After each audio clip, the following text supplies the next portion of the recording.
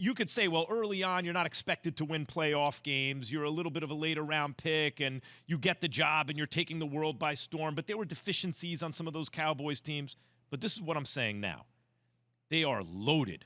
They got DeMarcus Lawrence and Gregory back to go with Micah Parsons. And by the way, we're asking on the Dr. Pepper call-in line, 888-SAY-ESPN, 729-3776, 888-729-3776. Is Micah Parsons the best defensive rookie since fill in the blank? Like, since who? But we're going to get to that. My point is, they have an embarrassment of riches on the defensive end. Mike Tannenbaum was on this just in, 2 p.m. Eastern, ESPN. Fantastic news show. Yesterday saying their defense is carrying them. The defense gives them a chance for the Super Bowl. Key, they have an offensive line. They have a couple of backs. They have multiple receivers. They came up with a tight end. Like, Dak's got so much. If it was Rodgers or Brady, we'd be like, you got to at least make a run. So that's what I'm saying. To me, it comes down to right now for Dak. Where do we put him? Who is he? I think we're going to find out right now. You know, I just said something, and I didn't know Mike Tannenbaum said basically the same thing that I said, which is they have a defense that is carrying them, and I think they can carry them until they fix whatever little bit of offensive woes that they are having. I think that is the case. When you look at this football team, no, Max, it's the Dallas Cowboys.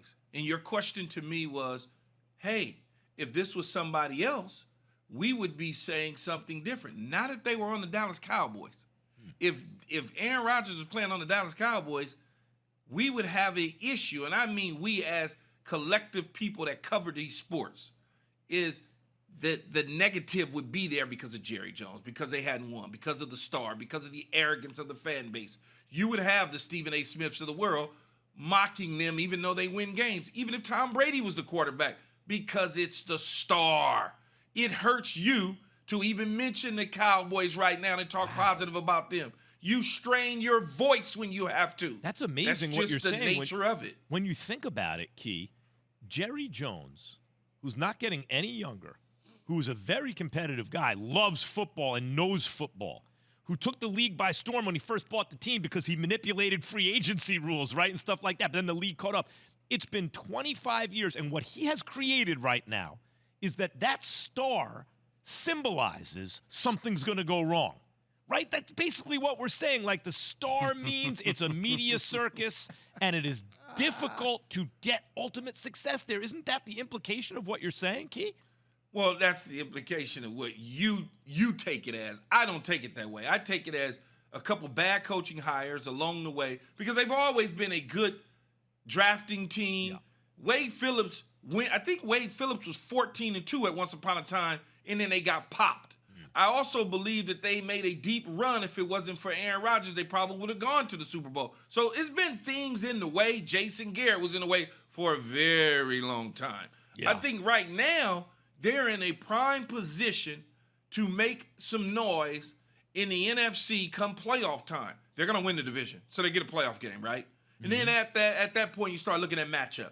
But I honestly believe in my heart of heart that this team has a opportunity to make a prime run 1,000%. Come playoff time. Key, there's no question about it. You know where it is, Key? It's whenever Dallas plays, even if they win the game, like they won against the Washington football team.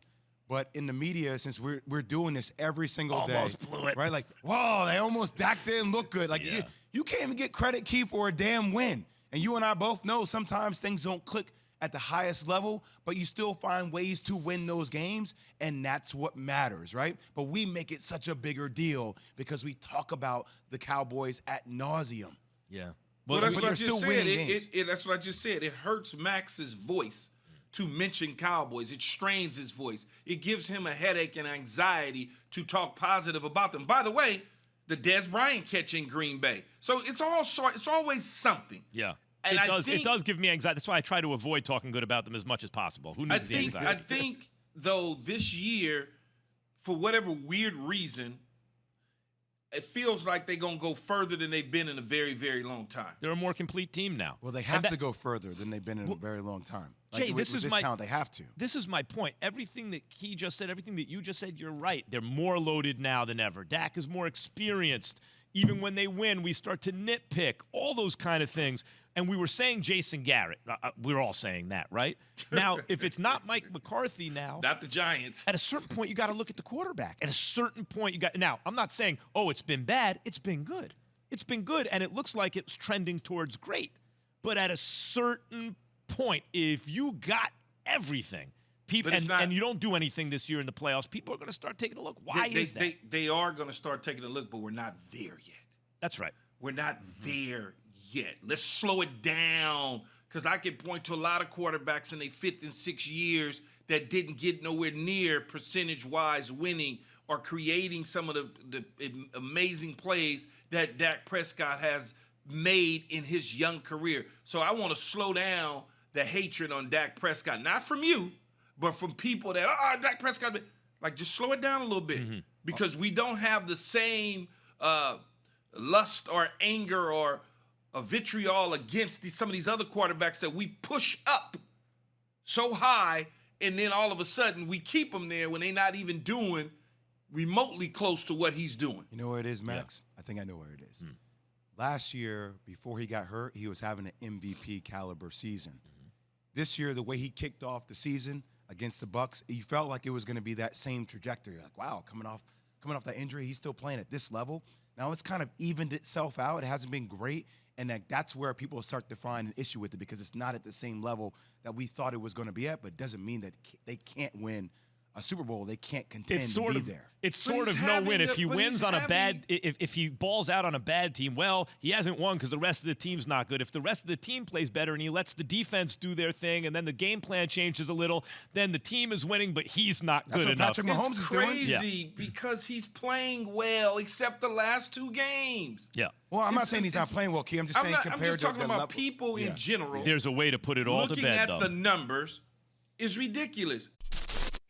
Thanks for watching ESPN on YouTube. For live streaming sports and premium content, subscribe to ESPN+.